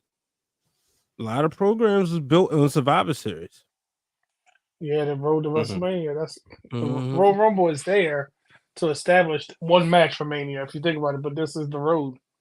Yeet or no yeet? That is the question. Oh, I like this. There you go. That is the question. Rhea get involved in will Randy RKO her? Right. If she gets in his way, nobody's safe. I mean, but I don't think it is Triple H world. I don't think Triple H is going to let the men put their hands on the women. Right. I don't think Triple H in his era is going to let that happen. Yeah, probably he's not. Right. I hate to say he's probably scared of the backlash that it will cause because look what happened with Britt Baker with her T-shirt. You know what I mean? Like people are so, and it's not a bad idea. Well, I'm saying it's not a bad idea for him to do that. But I feel like it would be canceled. It would be a lot of people in their feelings that, oh my God, Randy did that to a woman. But hold on, real quick, breaking in through because I'm watching Survivor. I put on Survivor Series 2001. Anybody in the chat ever been to WWF New York in Times Square? I swear, as a child, I used to tell Brother Brandon this all the time when we was in high school. I wanted to go so bad. Me too. I heard the food was bad too. Yeah, I just wanted to go and watch the pay-per-view there because it always looked like it was a party. Yeah, we all did. It looked like everybody was having fun at the pay-per-view. Tess would be there. Devon and Dudley be hanging out. No, what? But I was gonna say, ain't that? My dog. My dog. Nephew, I see your baby. Oh, nice. AO says grandma took him there. Oh, nice. Like, where's my child? I'm sitting reading my dog. No. But you know what's crazy, Brian, about WWE New York? I'm surprised they haven't tried to revive that and put it in different cities because as many parties these bars and stuff have, WWE could just house it. You know what I mean? Like, they lost money. I think. Remember they did the Raw draft party, and for USA, I know like Britt hosted one here, well in DC, Rosenberg hosted one in New York, and I don't think they hit the way they was like really kind of hoping, and they didn't have the TV support. It was all social media. I think if USA would have put more emphasis behind it on television, it probably would have been a bigger deal. Gotcha. I was just thinking like mainly around the PLEs, like yeah. But sorry, back to Survivor Series. We were talking about you were trying to get to the women, but I pulled you back to the men. It's all good, but we can jump right to the women. This is first of all, this is we all know that Shotzi's taking the pin. Well, now you're like 6. She doesn't even look like she's I was about to say you have 7 Hall of Famers in this match right now. Like, no disrespect to Shotzi, in all fairness, but come on now. Like, cut it out. She was crazy for 2 minutes, and now she's growing her hair back. Bro, I'm telling you, But yeah, that's the truth though. She really does though. Like she's just getting started. She's just getting reps in. She said she hasn't had the Becky rub yet. Becky done rubbed off on all these other women. Natalya done rubbed off on all these women, and Shotzi's still there. She's got to figure it out. But War Games should be good. War Games. She's gonna get an insane elbow and a moonsault. Of course. Oh You know it. And missed. She's gonna get missed in the face to a moonsault to an insane elbow. Here's the thing. Becky and Charlotte. You know it's gonna be an accidental bump. But the way that they played it, you got to make that call. She's the only one that could get Becky there. I thought Bianca and Becky was cool. Well, remember they shook hands after their match at SummerSlam, so that's already been. You know, they shook hands. Becky was hurt. You know, and she came back. Charlotte and Bianca, they respect each other, but they still got their eyes on the title. But Charlotte and Becky never really made up. But she had to make the call. I thought that was kind of a good twist. That it was definitely to make the call. Yeah, I was like, oh, you know, look, you ain't doing nothing. Come fight. We'll let bygones be bygones, but let one accidental bump into each other. Series is Becky's thing. Remember, that's what she was made the man. Yeah, that couldn't even wrestle in the match. Yeah, that's what I'm saying. That's what she was made the man, but she wasn't even there. It was a big. That was her moment, and she asked Charlotte, "Go beat Ronda Rousey." That was a blessing in disguise, because if she's at Survivor Series, Becky ain't in that main event at WrestleMania. Oh no, she would have. Becky wouldn't have been the man. She wouldn't. She was already on an upward. She was upward, and she would have been Becky Lynch, still the spinning the hair type thing, you know, coming down. But she became. That was the best. A happy accident for her. She's still over. That's the crazy part. And she's a needle mover. I didn't realize that she was still that much of a needle mover until they start talking about it again. Yeah. And then look what she's doing down in she did down in NXT. Yep. Oh, you remember that Raw. Valkyra's going and she out there putting on bangers with Xia Li. Becky, like you said, Becky and Xia Li. That match had no business being that good on a Monday Night Raw.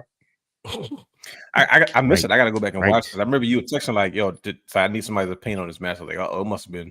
I didn't know if that meant it was good or bad, but I didn't get a chance to go back and watch it. But I'm definitely going to go and check it out. Because it was, you know how Becky when she gets rolling, and apparently they feel like they just got that chemistry together. It was like, oh, it was her. You know, her and Tiffany Stratton just meshed so well together real quick. It was like her and Xia it was a feeling like, oh, okay. They didn't miss a beat. It was like, okay. Better than Tegan Knox and here we go. More shots fired. No, but I like Tegan. I like Tegan. Now, what's the next match you said? I'm sorry, what match you said was next? Hold on, we got a question. You said we got a question? Yep. Yeah. Oh, what if Shotzi gets injured? Oh, damage control takes out Shotzi. Like the way you think, TJ. Yes. Let's see that. Bailey beat Shotzi up backstage. Yes. And they need a fourth member. And she walk up to what you call it and tell him, what? She walk up to us like, cut the shit. I'm in the match. I would in a War Games match. I would, because think about it. She doesn't have to do any real wrestling moves. She just got to fight and try to look muscular. And I don't think she's gonna be hard. Was it Dave Meltzer that said they saw Russell? That's why they said never mind and took off TV. Yeah, it was. Yeah, it was. We're not giving that idiot no credit. Oh, I'm not at all. Look at my face. Nope. If that happens, if Shotzi get beat up and they got to fight, and they just sitting there waiting for their fourth opponent, and Bianca's the one saying, "I got back up." Now it's my turn to make a call. You know it. You go here now. You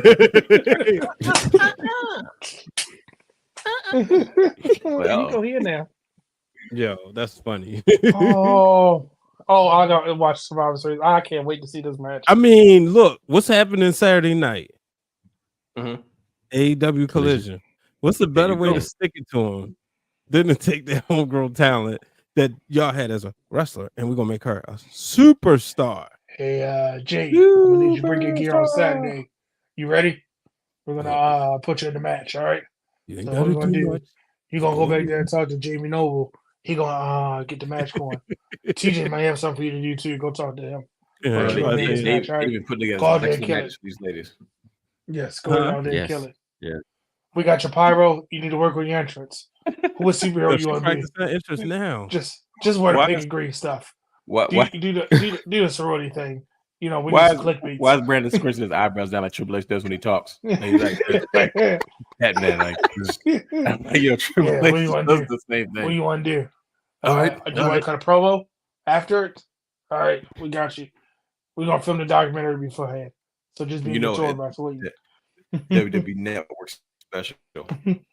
But we have quite a few other shows on the match card that are It's shaping up. gotta be Yeah. Jade. There you go.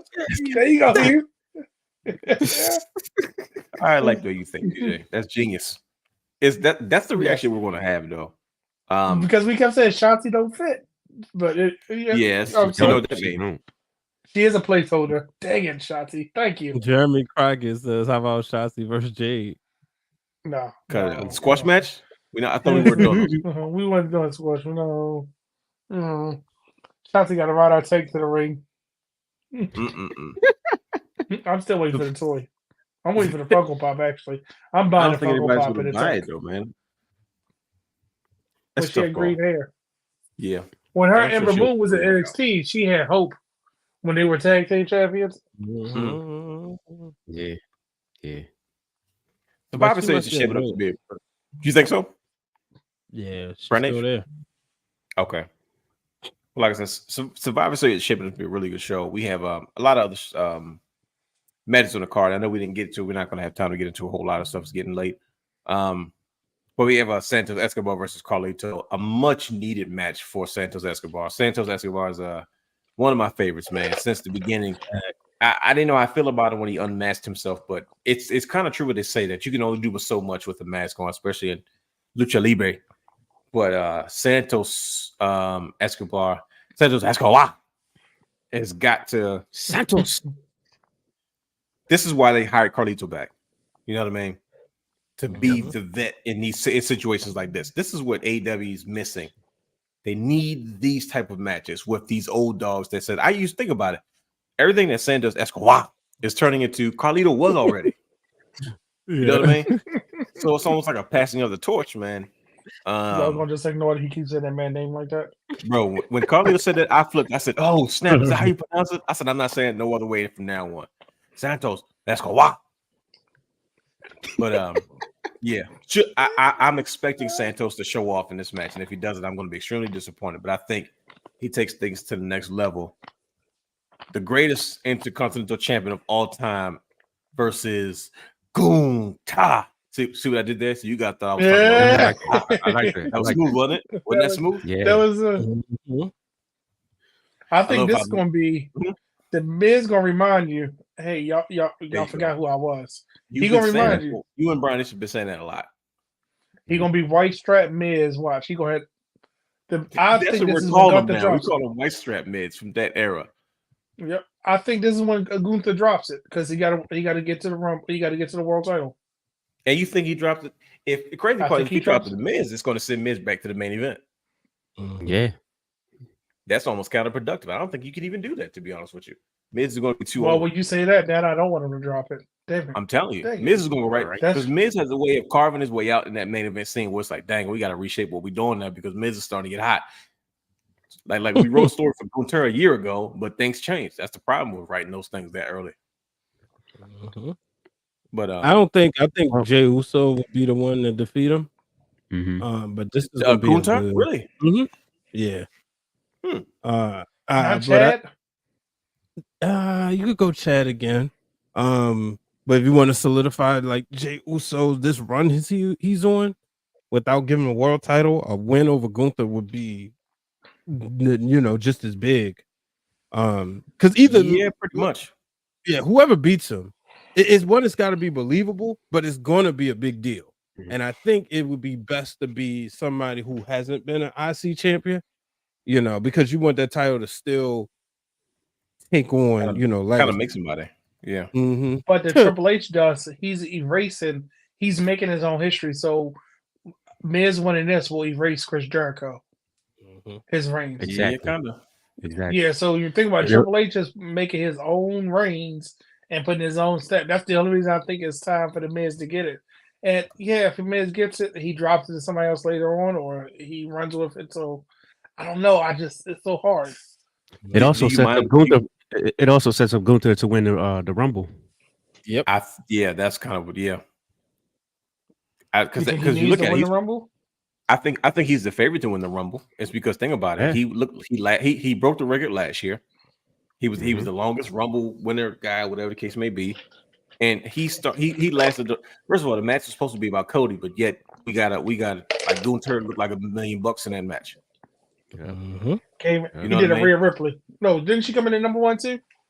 Yeah. I believe so. Yeah. So it's like, ooh, I think he's the favorite. Like, who? If you don't go Gunther, who else do you go? See, Yeah, that's true. with Cody the again. short amount of time you have, you know what I mean? Yeah, like you have a short amount of time to try to make a star. Yeah, because he goes right after the world title. Yeah, and why wouldn't he have a dominant world title reign if he already had a dominant? You know what I mean? And I'm gonna put some dust on it for you. And Gunther as a world champion, guess what that does for that global expansion? Bro, you know it's coming. You got the face for your global expansion right there. Yep. He don't care nothing about history. The dude that said Miz when Miz was the Intercontinental Champion, that's when he didn't watch WWE. He said when Ultimate Warrior was the champion, that was the dark days of wrestling. Yes, he ran it down. He really is a jerk. Bro. Once again, it's like, ooh. Yeah. Just don't break up Imperium. Just don't break up Imperium. Jonathan, he said Miz is the greatest IC champion. You know something. He's like, maybe I'm just you on point with that one. I know brother Brandon don't like that. He's it's not Chris Jericho, but No, I'll give Miz reign with the Intercontinental title was much better than Jericho. Jericho had a lot of transition. Miz transitions further the storyline. I like Jericho as a better with the IC title though than I did with the world title. Yeah, in WWE. How we all felt. Yes, except Brandon. Yeah. But you know what I liked about Jericho's IC run? It felt like when he had it, it felt like that was his belt. It kind of like the Miz. It felt like it just belonged. I know exactly what you're saying. Mm-hmm. Like he got his belt back. Speaking of champions, I'm watching. It's great coming up the women's match. This is the night Trish Stratus was made when she won her first world championship, and she had on the pink shorts. And speaking of women's championship, did we talk about the women's world title? Yeah, I was trying to find my graphic to put up there, but it's not. Whose girlfriend is in this match? It was Zoey Stark. Yeah. Now, Ruthie, let me ask you a question. I gotta ask you, buddy. What's it about that Zoey Stark to get you going? Now, my assumption was I thought she was really, really light skinned at one point. I kept saying she mixed, she black, but they was like, oh no, she's really tan. I was like, oh okay. But now I want to know what you think. What is it about Zoey Stark that's got you going? I just like she's a. I don't want to curse, but she's a badass. She's like a she's Shayna. You're a clown, but she's Shayna Baszler. Like, why hit you with the Michael Jackson voice though? Like, heal the world, make it a better place. That man don't talk like that, you know. He I said, no, she's not a badass. No. Oh no. There it is. Bam. Y'all done? You finished? You good? Okay. Okay. I'm done. Go ahead. No, I just like her appeal. Good charisma. Like she can go pretty far with her character. She seemed like she got a little bit skinnier, slimmed up a little bit, but she's just she's like a good mixture of like a Shayna Baszler and like a Trish Stratus. That's like a pure wrestler, but then also gives you that hardcore MMA type of feel or badass type of feel. And she's also an entertainer. Like, you know, it's not perfect, of course, but you know, it's getting there. She stood out to me the It's there, most at the Women's Rumble last year or 2 years ago, whenever it was. But She did much better as a on the main roster than NXT. that's also true though. I mean, I feel like she found her character on Raw real fast. Mhm. NXT, she kind of was like, "What is she?" But she found her some people character just real belong on the fast. main roster. Some people just belong on the main roster, like Dominic Mysterio. Yeah, he does though. Yeah. I'm just saying. Like, imagine his run now if he was in NXT. Yeah. So, but like I said, Survivor Series is definitely shaping up. We got a handful of matches. Once again, it's not an overly stacked card as far as the quantity of matches, but I think the quality of what we get as far as Survivor Series playing into moving this storyline to where they're trying to go, which is the ultimate goal is Rumble, of course, WrestleMania, and everything else in between, Elimination Chamber, all that good jazz. But man, I think Is the tag team match on Friday or is it Saturday with the Street Profits? That I don't know. That's a good question. I'm not sure. That's Friday. Okay, Ooh, there you go. Do they drop the belts? Oh yeah, it is. In the Judgment Day going to Survivor Series with no belts?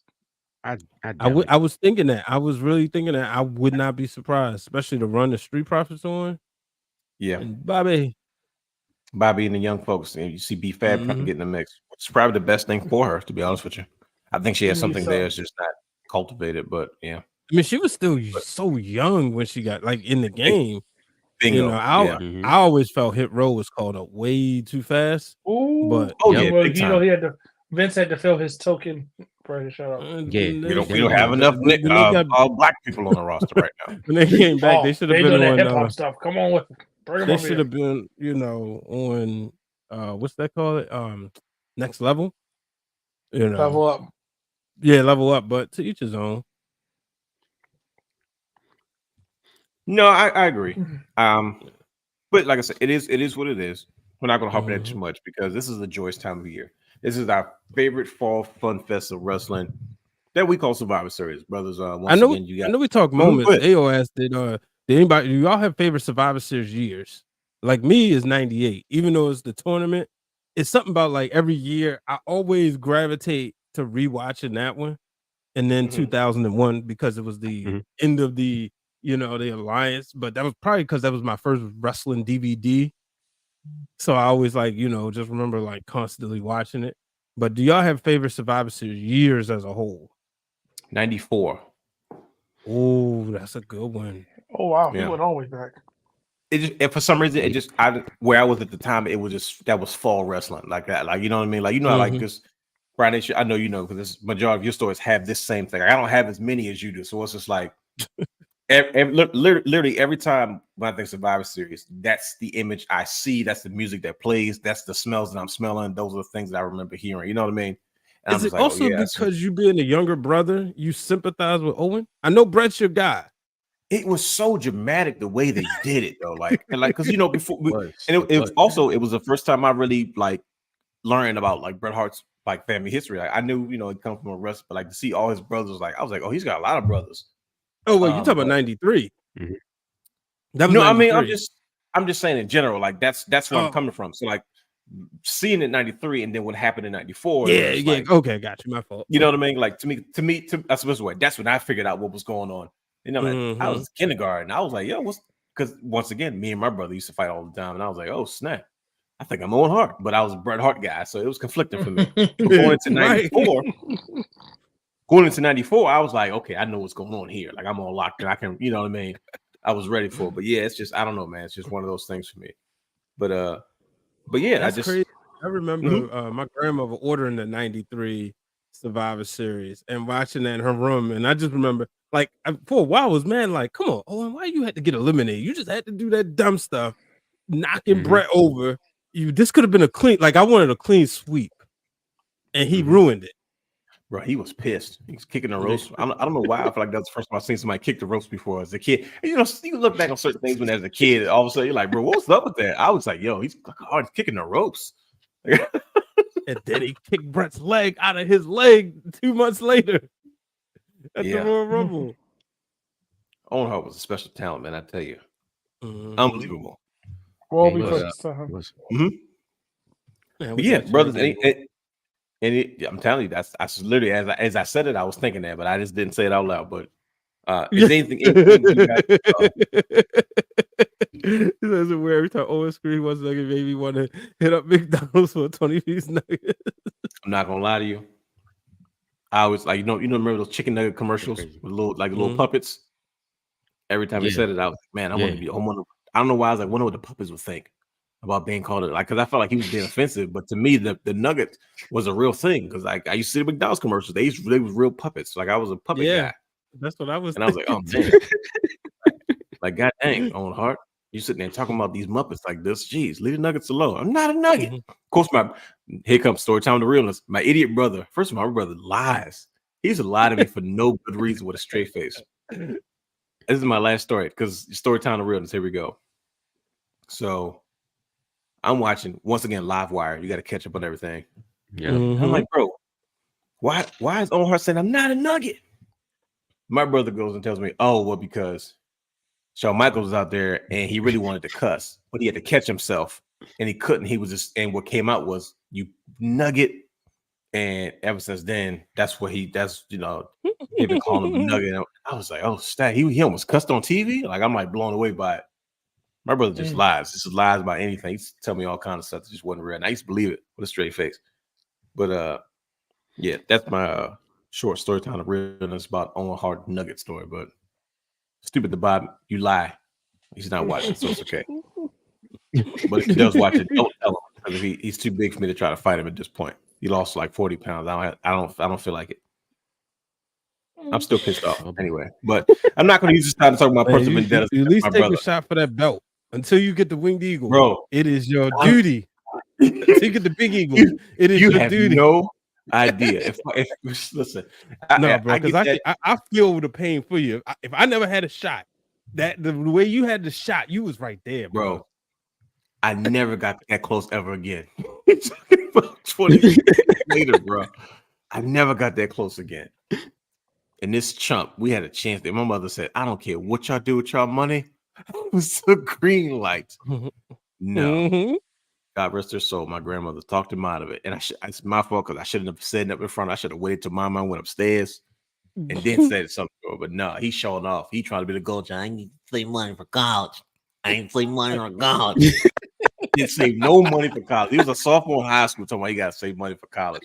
You chump. Bro, he could have made it twice and since. Bro. You would have had your belt.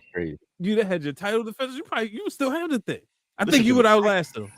I carried the foam title around like it was real and it destroyed that thing to the point. You know, it's like it was just all black. It was no more gold foil design on it. You know how crazy I would have been if I had that championship? We'd have been wrestling every night. My mom worked night shift. God knew what he was doing because we probably would have been in the emergency room as much. I was already turned up without a championship. You would took real bumps. Bro, I'd have been really trying to make it. I would have been out there really trying to make it happen for myself. But that's what Survivor Series. That's what Survivor Series brings. You know, those warm feelings and those warm memories. Not to mention the wrestling itself. So I'm looking forward to it. Yep. This Saturday, November 25th. What time does the show start? Are they saying 8? I believe it's 8. Yep. Okay. Hour-long talk show beforehand. Of course. Clips from the week. Of course. Hold on. But I gotta ask y'all this because I just reminded real quick before we get out of here. I gotta ask y'all AEW the question. Because the greatest thing on AEW television right now, y'all know it's Christian Cage. Did y'all see him rename Luchasaurus tonight? No. Oh no, I missed it. What did he say? First off, before you say that, can you go back to the entrance? He had kids singing his song. I said, this man is a menace.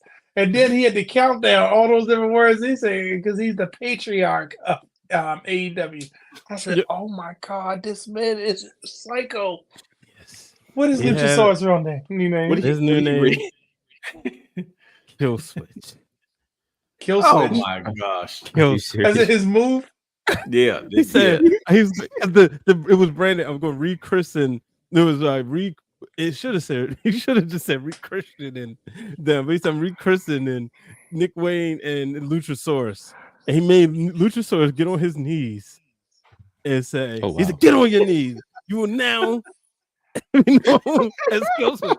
You guys are going to be versions of me. And then he told Nick Wayne got on his knees. He said, "No, you don't get on your knees for nobody. You're not like him. You're better than him.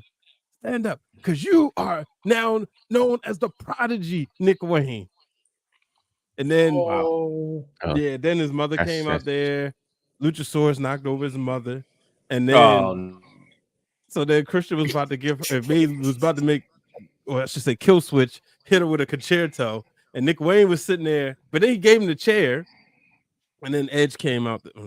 Adam Copeland came out, hit him with the spear, and then he concerto Nick Wayne in front of his mother. But then by this time, Kill Switch had decided that he was going to be on Christian's side. It was the best thing on TV, on the AEW TV. Christian is a rare gem. We have to appreciate him while we still have him, because I don't know how long his contract is up for AEW, and I don't see why he would go anywhere. That man had kids singing his intro. His intro has no words. That's the craziest part. Hey yo, that's what I'm talking about, bro. But they were saying, and then how he find a turtleneck with no sleeves, bro. Hey, I knew it was coming. Like, part of us be mad that he's wrestling like that, but I'm like, dude, it's hilarious. But his facial expression, it's like he became I'm saying, when he said, "Did you wrestle? Did you wrestle? Did you wrestle?" And he don't break character at all. At all. He never breaks. He never smirks, nothing. He said there is no God because Ric Flair is still alive. Bro. He said Ric Flair would have died 25 years ago if there was. I said, come on, dude. Oh my gosh. I said, Tony Khan said, whatever you want to do, turn it up 10 more notches. And that's what he does. Okay. Yeah, just go and do it. Okay, yeah. Just do what you feel, man. Just do what you feel. I got a lot of money. I want the network to complain about you like they did about DX. That's what I want. I want a cease and desist letter about Christian Cage. Well, guess what? You ain't gonna take that title from him. Somebody gonna catch him slipping. You never know. Definitely elevated. Oh, my bad. No, go ahead. No, I was gonna say he definitely elevated that title though. For sure. He's made it very important and relevant the last couple of title reigns, because last couple of reigns I'm like, who had it and why do I care? Yeah. This man said, "I'm the patriarch of AEW." The fact that that's his gimmick now. How are you calling? How's everybody's father's doing tonight? He's an idiot. We don't have time. We don't have time for Christian Cage's shenanigans, because I tell you one thing, he would definitely fit in with the boys so much. But yeah, join us next week, ladies and gentlemen, where we will discuss the fallout of Survivor Series and much more. Join us for our segments: Good for Business, Bad for Business, and we might even add the Brandon's Barbecue, where he gets a chance to sizzle just a little bit. Join us next week.